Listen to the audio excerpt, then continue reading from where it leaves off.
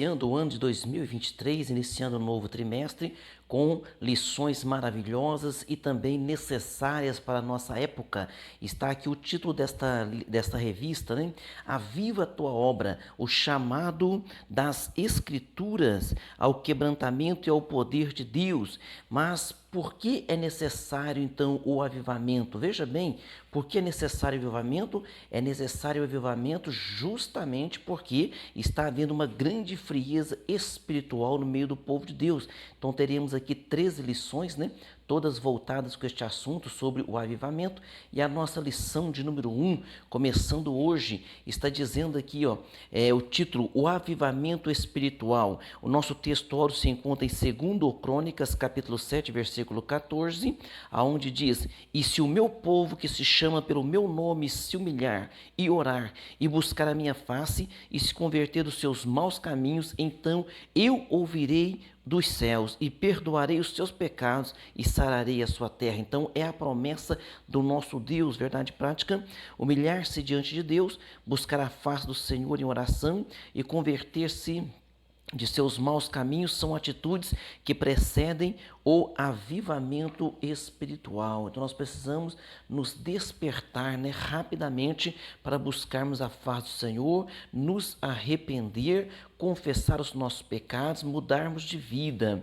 A leitura bíblica em classe se encontra em 2 Crônicas, capítulo 7, do versículo 12 ao 15, também no livro de Ageu, capítulo de número 2, do versículo 5 ao versículo de número 9.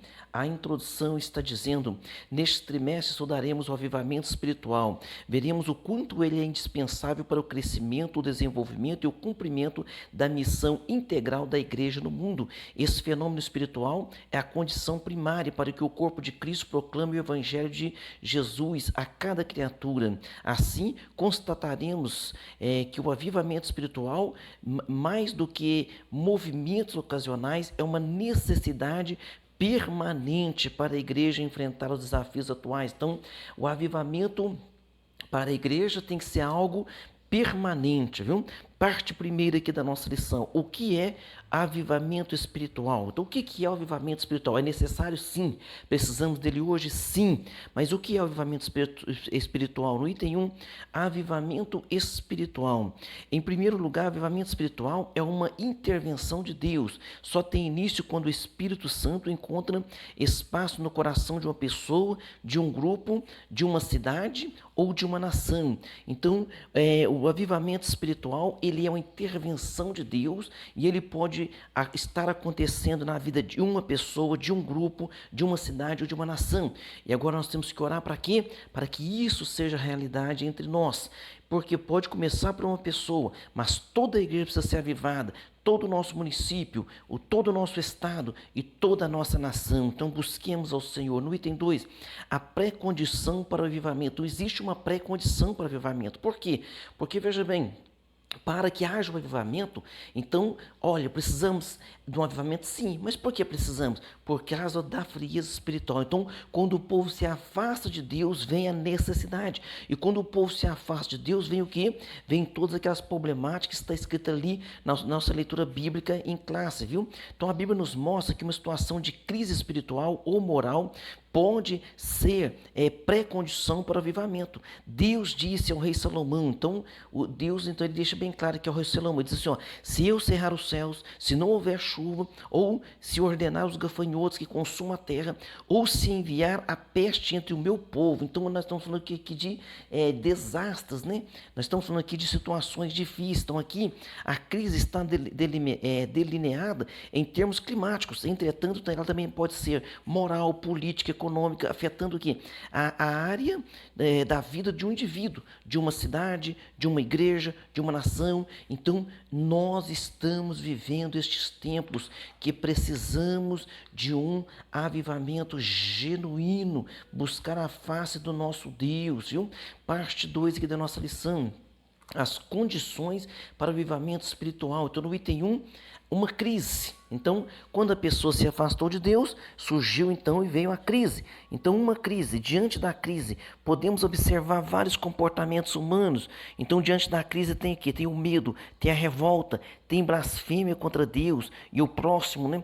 Tem o desespero, tem tentativas de tirar a própria vida.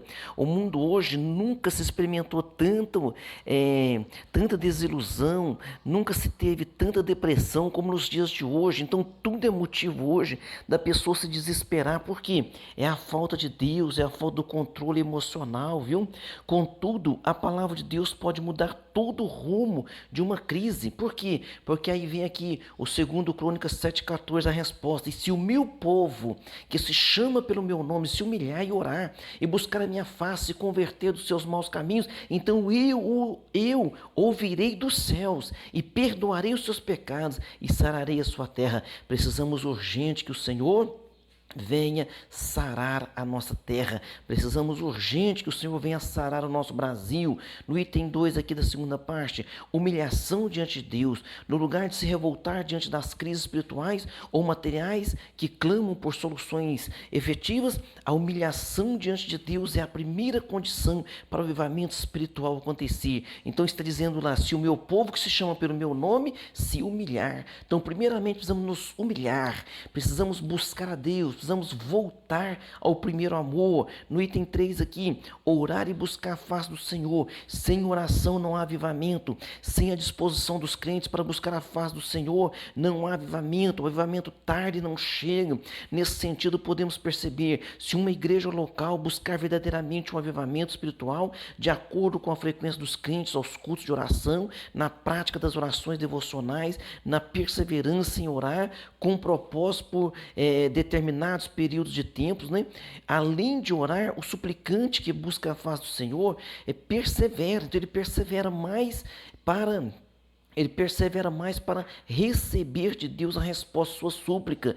Veja bem, a ausência dessa disposição perseverante é uma das razões pelas quais Deus não envia um avivamento em muitos lugares. Então, a perseverança em oração. Veja bem, então se nós fizermos ali um período de oração e perseverar e buscar, e depois precisa manter esse avivamento.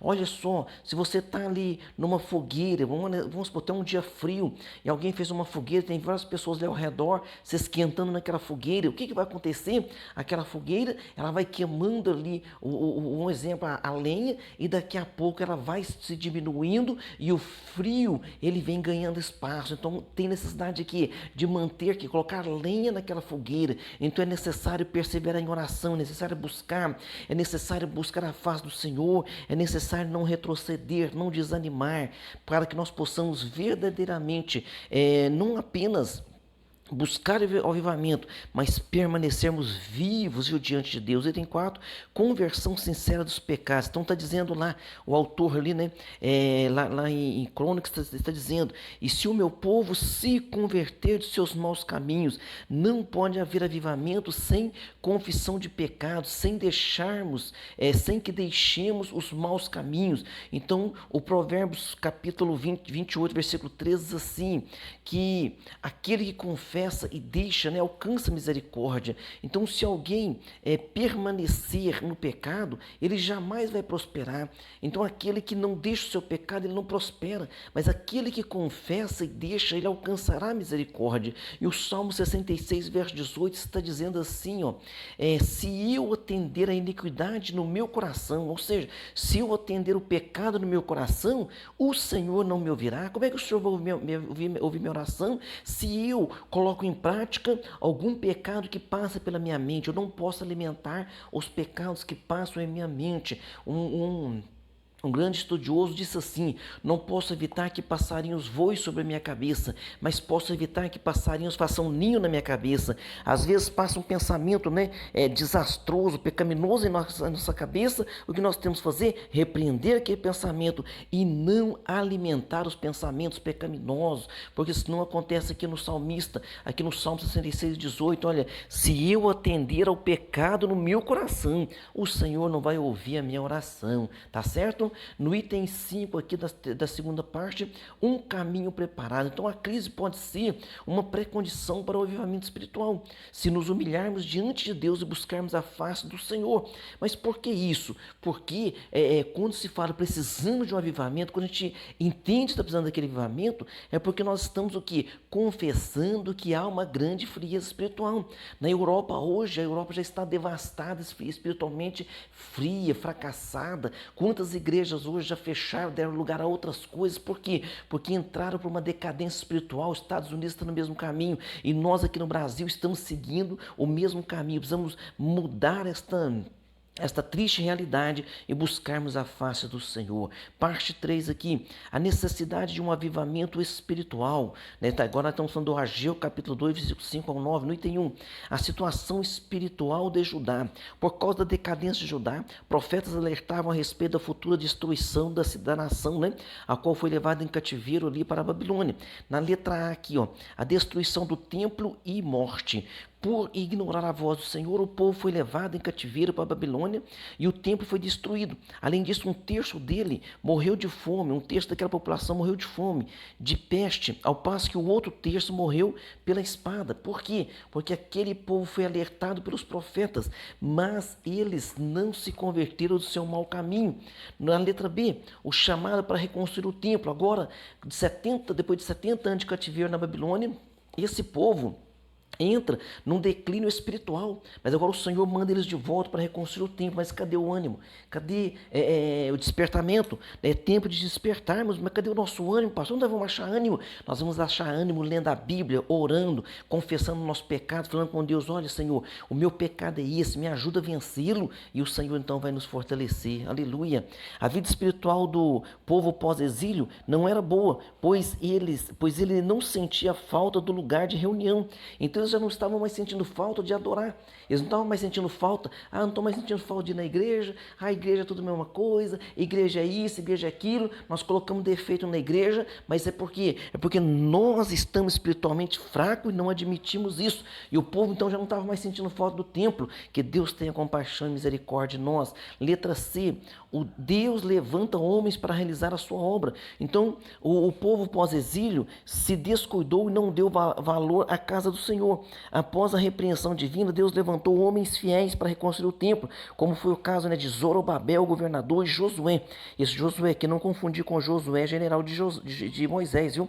São homens diferentes em épocas totalmente diferentes. Josué, que é o sumo sacerdote, e o resto do povo. Deus levanta este povo para quê?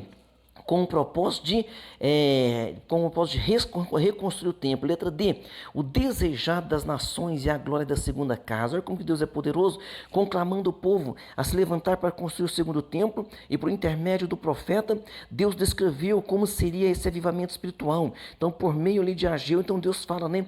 Virá o desejado das nações e encheria esta casa de glória, e a glória desta última casa será maior que a da primeira, diz o Senhor dos Exércitos. Neste lugar darei a paz, diz o Senhor dos Exércitos. Este templo, ao qual foi reconstruído ali na época de Zorobabel, anos mais tarde, o próprio Herodes amplia ele, né? E quem é que pisa nesse templo? Veja bem, ele era em glória menor do que o templo de Salomão, mas ele foi em glória maior. Por quê? Porque nele pisou Jesus. Jesus foi apresentado ali naquele templo. Com 12 anos ele estava no templo ensinando os doutores, e depois ele frequentava aquele templo. Aleluia. Então o próprio Jesus pisou ali. Por isso se cumpriu essa profecia, né? A qual o Senhor Jesus falou que a glória da segunda casa será maior que a da primeira. E nós temos hoje o Espírito Santo, Jesus habitando em nosso coração. Então a nossa casa hoje, o nosso corpo hoje é templo do Espírito Santo. Olha como que Deus é poderoso. No item 2 aqui, da terceira parte, Deus usa Ciro para libertar o povo do cativeiro. Veja bem, Ciro, a Bíblia fala deste homem 150 anos antes dele nascer. Deus fala dele, cita ele por nome, né? Então Ciro não era filho de Israel, não, ele era persa, né? Hoje a Persa, hoje é onde está o Irã. Então o nome foi mudado. Então são os persas. Hoje, como que o Irã é contra Israel, mas num tempo atrás Deus usou este próprio homem, o líder deles, para para ganhar ali, conquistar a grande Babilônia e libertar o povo de Deus. Por quê? Porque Deus é o Deus que cumpre promessas. A letra A, promessas de Deus a Ciro. Foi tão importante o papel de Ciro que o Senhor chamou ele de ser ungido. Então Deus chamou aquele homem de ungido. Por quê? Porque Deus o chamou para uma grande obra. Então Isaías 45, Deus fala deste homem e 150 anos depois ele nasce e cumpre o seu propósito. Letra B, Ciro liberta Israel do cativeiro. Logo no início do seu reinado, o rei Ciro ouviu o chamado de Deus para executar a grande missão de libertar o povo, né? Cumprindo essas profecias, ao qual Deus tinha falado também a Jeremias, que depois de 70 anos de cativeiro na Babilônia, Deus libertaria o seu povo. Letra C, a conclusão do templo, com a graça de Deus por meio do rei Ciro, né? Muitas levas, né, de israelitas voltaram do cativeiro da Babilônia, que antes Babilônia, depois conquistada pelos medos e persas, voltaram a Jerusalém e começaram a reconstruir o templo. Em 520 a.C., o templo se encontrava em ruínas. Com a bênção de Deus, o segundo templo, ou seja, a segunda casa, foi concluída em 516 a.C. Assim houve um grande avivamento como consequência da intervenção de Deus na história de Israel. Deus sempre intervém na história porque Ele é o dono da história, Ele é o dono de tudo. Então creia que Deus vai intervir na sua história, na história da nossa nação e vai abençoar grandemente. Aleluia. Item 3 aqui da terceira parte. A necessidade de um avivamento espiritual. A inércia de muitas igrejas só pode ser abalada por meio de um verdadeiro avivamento espiritual. Infelizmente, há tendência natural histórica para o predomínio de uma letargia espiritual no meio do povo de Deus, que outrora foi poderosamente avivado. Assim assim presenciamos o crescimento da frieza e mornidão espiritual sobre os corações de um povo ou de uma igreja local, né? Ou às vezes até de uma nação. Há lugares em que décadas atrás o percentual de cristãos e de igrejas era elevado e hoje tem fechamentos de muitas igrejas. Foi o caso que eu citei para vocês da Europa. E o Brasil está caminhando também para o declínio espiritual. Que Deus tenha misericórdia do Brasil, da nossa nação e das nossas vidas e busquemos verdadeiramente o avivamento que vem do Senhor. Conclusão, quando o povo de Deus se encontra em situação de frieza espiritual, a vontade divina é a de sempre reacender a chama que está se apagando. Se for preciso, ele usará uma crise para isso, usará circunstâncias diversas para levar o seu povo ao deserto a fim de falar ao seu coração. A sua exigência, porém, é que o seu povo se humilhe, busque a sua face e se converta dos seus maus caminhos, então o avivamento espiritual não tardará, o avivamento espiritual virá. Precisamos buscar a face do Senhor, mantermos vivos diante de Deus, viu? Vamos lá para as nossas perguntas e lembrar que avivamento não é lá na igreja, pastor, a metade fala em língua estranha, outra metade não. Então não é falar em língua estranha. O avivamento é você ter vida, é você ter conhecimento da palavra, é você crer no Senhor, você não se desmotivar diante dos problemas, das dificuldades. É quando vem uma afronta para você lá no seu trabalho, você em vez de desejar o mal, querer retribuir, né? É você manter a calma ali, orar a Deus, depois conquistar aquele coração daquela pessoa, é saber pedir perdão. Isso é o verdadeiro avivamento. Durante todo esse trimestre, nós vamos estar falando sobre o verdadeiro avivamento, viu? Então, o que é avivamento espiritual? Avivamento espiritual é uma intervenção de Deus sobre o seu povo para manter-lhe vivo. Qual é a pré-condição para o avivamento? É a existência de uma situação de crise espiritual moral, ou seja, para que haja avivamento é porque está havendo que um esfriamento, nós precisamos nos manter vivos. Quais as condições, pergunta 3, quais as condições para um avivamento? Humilhar diante de Deus. Orar, buscar a face do Senhor e nos converter sinceramente dos pecados, confessar os nossos pecados, deixar. Aquele que confessa os pecados e deixa, alcança misericórdia, né? Citei para os irmãos lá Provérbios 28 e 13. Pergunta 4, por que o povo de Israel foi para o cativeiro na época de Ageu? Por ignorar a voz do Senhor, né? E o povo foi levado em cativeiro para a Babilônia, por quê? Porque não obedeceu à voz do Senhor, permaneceu em pecado. Pergunta 5, por que o Altíssimo escolheu Ciro, rei da Pérsia? Ele escolheu ele para executar uma grande missão de libertação de Israel, cumprindo as profecias que anunciavam o fim do cativeiro. E ele chamou este homem, instituiu ele por nome, viu? Ele chamou ele por nome 150 anos antes dele nascer. Imagina ele conquistando a Babilônia, imaginando ele que ele era um grande estrategista, um grande general. Depois alguém disse para ele, olha aqui, Isaías falou de você. Talvez ele imaginou, né? Cadê o Isaías? Alguém falou, não, faz 150 anos que esse homem morreu. Então ele falou, realmente, verdadeiramente, o Deus Criador dos céus e da terra, o Todo-Poderoso, só pode ser este, o Deus de Israel. Amém? Que Deus guarde as nossas vidas e que possamos estar de pé e avivados. Glória a Deus.